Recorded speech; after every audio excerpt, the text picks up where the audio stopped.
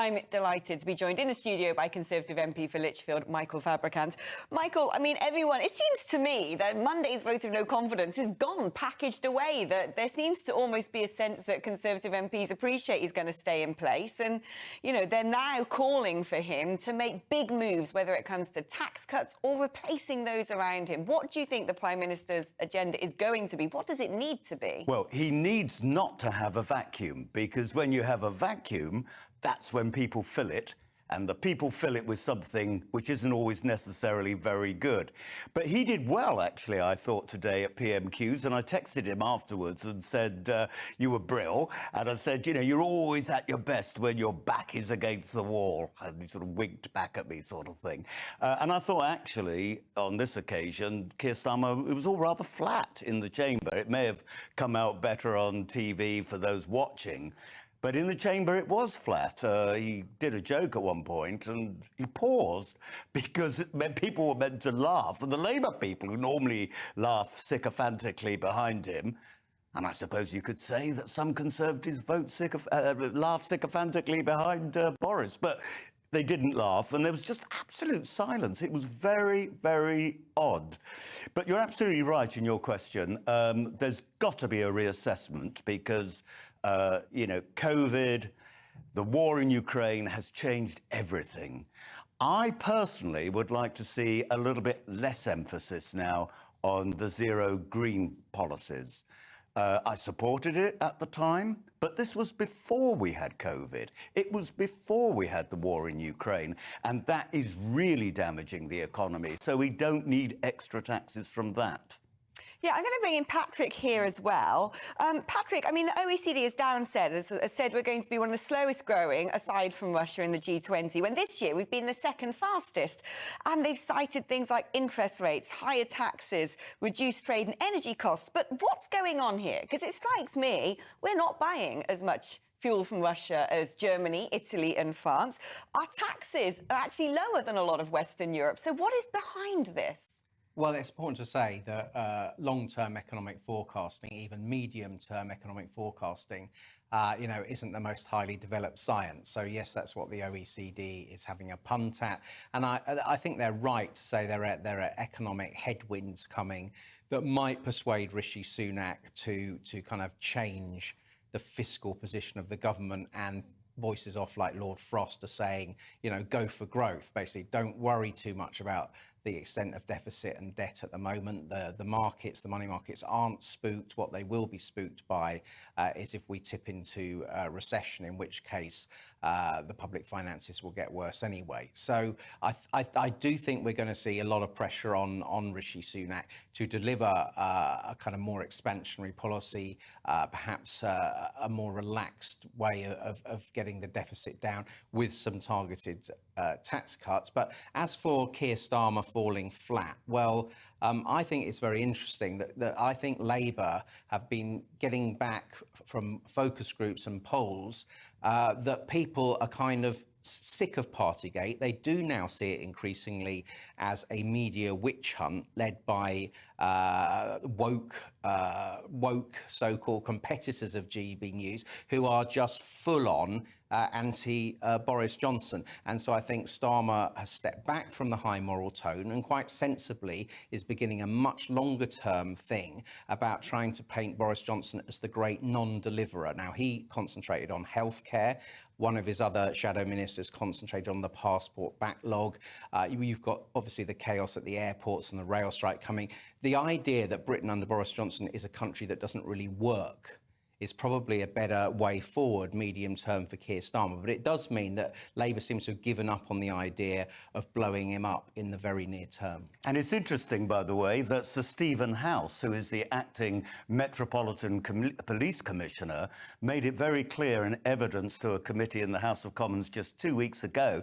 And I've hardly seen any publicity about this, where it said we did a full investigation. And as for Boris Johnson himself, he was not a serial offender. He did have that just one other offence. If he had done other offences, he would have got fixed penalty notices. But you know what? He wasn't there. Of course, that doesn't fit in with the opposition narrative.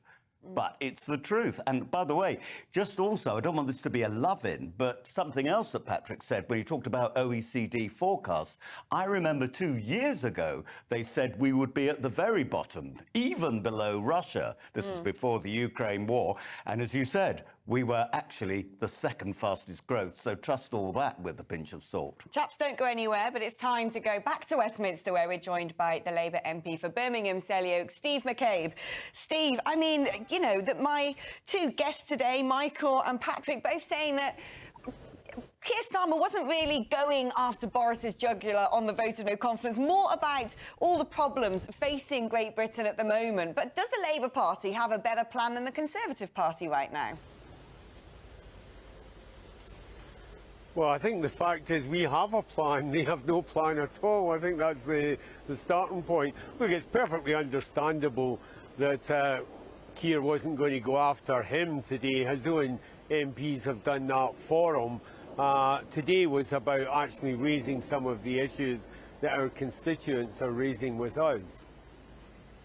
And in terms of this OECD announcement that we've got, what they predict us, we don't know if it's going to come to pass, do we? But some of the slowest growth in the G20. What do you think is behind that?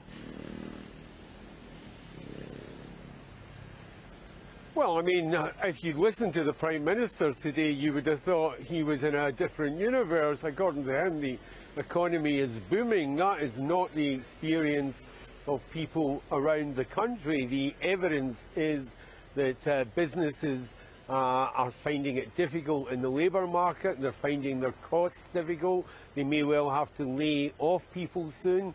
There are some businesses that are already at the brink, and there is no obvious sense of any growth in our economy at all. Seems to me that, you know, what Labour propose is what the Conservatives would like to see happen, which is cutting taxes. That's not necessarily a very Labour-type solution. Would you support that? Well, I think what Labour propose are cutting taxes for certain businesses in order to make it possible for some of them to get on and have a chance of surviving and to have a reasonable future. And we obviously also propose that we shouldn't weight the tax burden on people who are already struggling. I'd say that's pretty Labour stuff. I mean, the truth is, one minute the Conservatives are putting the tax up, and the next month they're claiming they're putting it down. I mean, they don't know if they're going forward or backwards. Steve McCabe, MP for Birmingham, Selly Oak, thank you ever so much. Interesting. Opposition benches and Tory backbenchers basically calling for the same thing. Well, let's go back to you, Michael, because, you know, the Labour Party must be sitting here thinking, isn't it great? The Conservative Party have been self-flagellating in the middle of a cost of living dilemma, you know, creating this huge distraction with a vote of no confidence. But it's hardly as if Labour are in a much stronger position either. And interesting comments from Lord Mandelson in The Times today. That's right. He's going to be giving a speech. Maybe he's doing it this very moment in Durham.